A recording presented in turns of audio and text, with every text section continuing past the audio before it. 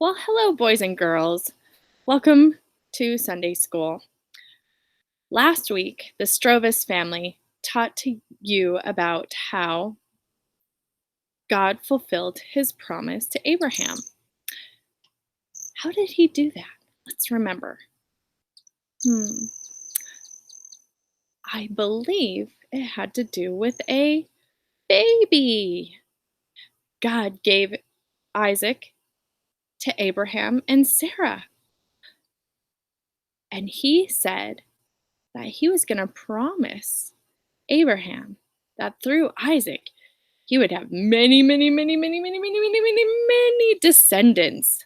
Those are children, grandchildren, great-grandchildren, great-great-grandchildren, great-great-great-great-great-grandchildren, and so on and so forth. He was going to make Isaac a great nation. So let's read what happens next. We're going to be reading from Genesis 21 and 22 today. The Lord was gracious to Sarah.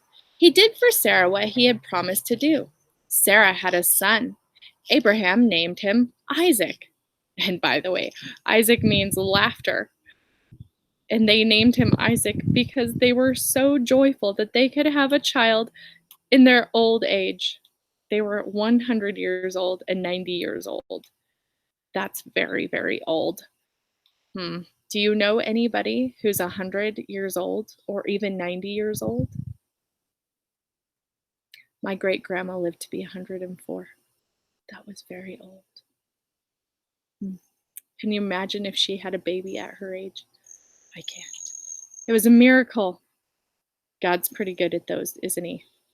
So, God is faithful to keep his promises, isn't he?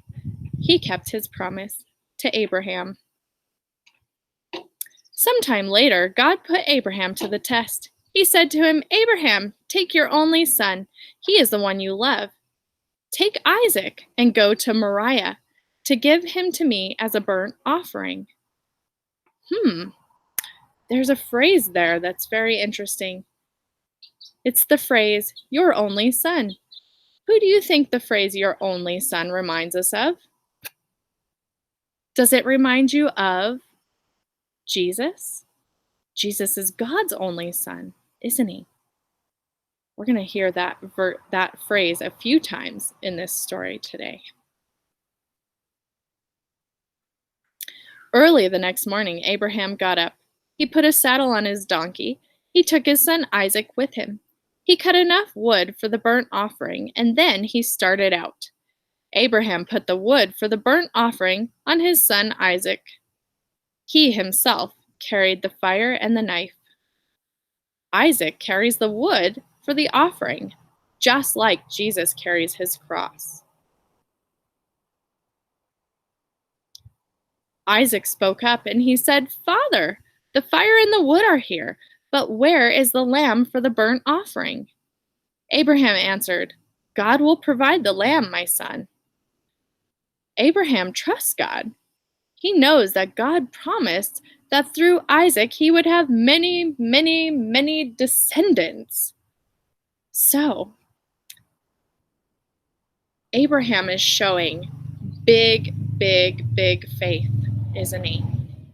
He's having to trust God in a very hard thing to do.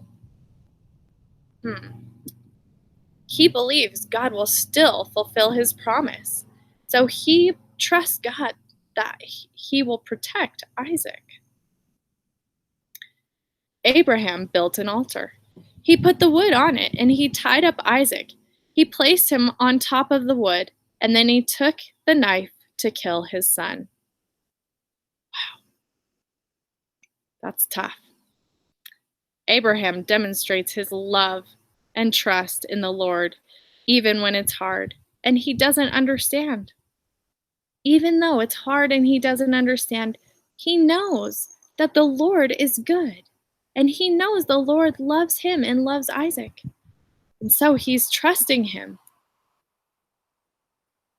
But the angel of the Lord called out to him from heaven, Abraham, do not lay a hand on the boy.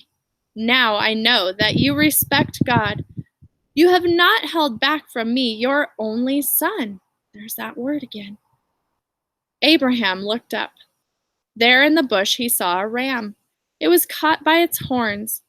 Then he took the ram and he sacrificed it instead of his son Isaac. God is so good. He provided the sacrifice for Abraham. God also provides the sacrifice for you and me. Though this happened many, many, many years before Jesus was born, it is a picture of God's gift of his only Son, whom he loved, to be a sacrifice to you and me so that we can live with him forever. That is a beautiful gift, isn't it? And a beautiful story to tell us about how God loves us so much that he gave his only Son. And it's on that same mountain, too. So our key verse today says, and he believed in the Lord, and it was accounted to him for righteousness. Genesis 15:6. Who believed in the Lord?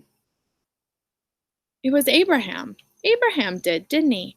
Abraham had big, big faith, and it was counted to him as righteousness. Sometimes it can be hard to have big, big faith. Sometimes it can be hard to obey, can't it? Let's even think about just obeying our parents. Can it sometimes be hard to obey your parents? Think about something that might be hard for you to obey. Tell somebody next to you. Sometimes it's hard to have trust too. We can worry. We can worry about the future. We can worry about school. We can worry about lots of things. But we know that God loves us very much, don't we? And we can trust him. So let's have some big, big faith this week, just like Abraham. All right, I'm ready to do some art.